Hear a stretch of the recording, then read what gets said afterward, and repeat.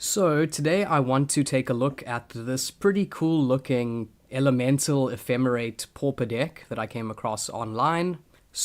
I've been trying to brew elemental pauper decks for a while, but I've never really known the exact sort of shell to be using. So one of the most powerful sort of elemental tribal effects in pauper is this card from Lorwyn, Smoke Braider. 2 mana for a 1/1 elemental shaman, and it has tap, add 2 mana in any combination of colors. Spend this mana only to cast elemental spells or to activate the activated abilities of elementals. So 2 mana for a 1/1 that taps for 2 but only for elementals. So I mean that's a pretty powerful mana dork. And then of course one of the best cards in the format is Muldrifter, which is an elemental. So 5 mana for a 2/2 with flying. When it enters the battlefield, draw 2 cards. Then it also has an evoke cost of 3. So you can cast it for its evoke cost. If you do, it's sacrificed when it enters the battlefield. So these 2 cards are kind of the biggest draws for playing elementals. And then now this player has basically combined the idea of elemental tribal with ephemerate and enter the battlefield effects.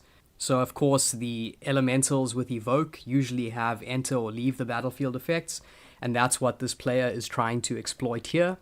So of course the best card for blinking creatures in Pauper is Ephemerate, which sees a fair amount of play.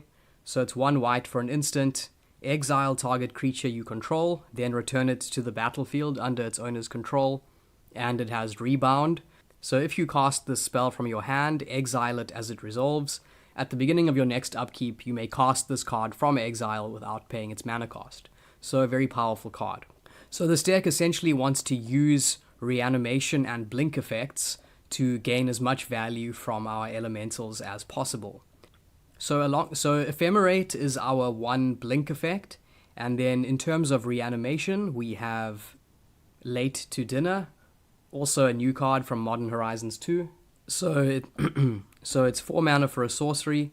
It says return target creature from your graveyard to the battlefield and create a food token. So we can evoke our elementals, they die, then we reanimate them with this. So let's take a look at the elementals. For a bit of interaction, we have Aether Snipe.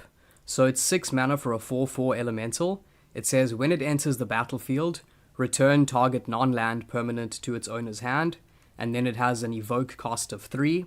So essentially a bounce spell on an elemental body. Then one of our other elementals is Walker of the Grove, 8 mana for a 7/7. It says when it leaves the battlefield, create a 4/4 green elemental creature token, and it has an evoke cost of 5. So again, if we blink or reanimate this, we just get more tokens. And then finally, our biggest bomb basically, another new elemental from Modern Horizons 2, which sees a fair amount of play, is Soul of Migration, 7 mana for a 2/4 with flying. It says when it enters the battlefield, create 2 1/1 white bird creature tokens with flying, and it has an evoke cost of 4. So then, this player is also bringing in the Cleansing Wildfire Indestructible Artifact Land combo. So of course, Cleansing Wildfire, 2 mana for a sorcery, destroy target land. Its controller may search their library for a basic land, put it onto the battlefield tapped, then shuffle their library, and you draw a card. So they play that in combination with the artifact Indestructible Dual Lands from Modern Horizons 2. So what they do is, as you know, I'm sure, they cast Cleansing Wildfire, targeting their own indestructible land. So the land isn't destroyed, but they still get to search their own library for a basic land, put it onto the battlefield, and draw a card. So quite a lot of good value. For some looting effects, we have 2 copies of Faithless Looting, of course, 1 red for a sorcery, draw 2 cards, then discard 2 cards with a flashback cost of 3. So this is yet another way for us to put elementals in our graveyard, which we can then reanimate. Then, in terms of removal, we are running Lightning Bolt and Galvanic Blast, which has synergy with all the artifact lands we run.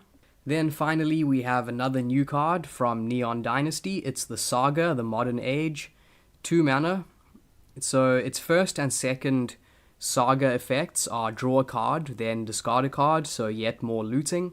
Then its third effect is you exile the Saga, then return it to the battlefield transformed. And its transformed form is a 2/3 flyer. So I've played this card in other decks and found it to be pretty decent, and it seems to be gaining in popularity, so it seems like there is some potential there. Now I'll quickly run over the sideboard. So we have 3 copies of Dawnbringer Cleric, 2 mana for a 1/3. It says when it enters the battlefield, choose one, and your options are you gain 2 life, destroy target enchantment, or exile target card from a graveyard. So life gain, enchantment removal, and graveyard hate. Then we have Dispel, 1 blue for an instant, counter target instant spell, just takes on counters and removal. For a board wipe, we have Electrickery, 1 red for an instant, deals 1 damage to each creature you don't control, and it has an overload cost of 2. Then yet another Evoke Elemental, we have Fault Grinder, 7 mana for a 4/4 with Trample. When it enters the battlefield, destroy target land, and evoke for 5. Then one of the best artifact hate cards in the format is Gorilla Shaman, 1 red for a 1/1. It says pay X, X, and 1. Destroy target non-creature artifact with converted mana cost X. And then finally we have Pulse of Murasa, 3 mana for an instant. Return target creature or land from a graveyard to its owner's hand. You gain 6 life. So there you have it. This is a pretty cool take on an elemental deck that looks pretty strong. I hope to do some testing with it soon. And as you can see, it's super budget. The entire deck is $31 on Card Kingdom. And the bulk of that is literally going to be well, not the bulk, but... So the most expensive card is Lightning Bolt, by far. Everything else is pretty cheap. Even Mole Drifter, which is a format staple, is 35 cents. And then a lot of these cards work just in other Ephemerate decks or Cleansing Fire ramp decks. So yeah, this deck looks pretty fun, and it looks like good value for money. So if you have any feedback or ideas on how this deck could be improved, or if you have ideas for a different take on elementals, please let me know. As always, thanks for watching, and I will see you next time.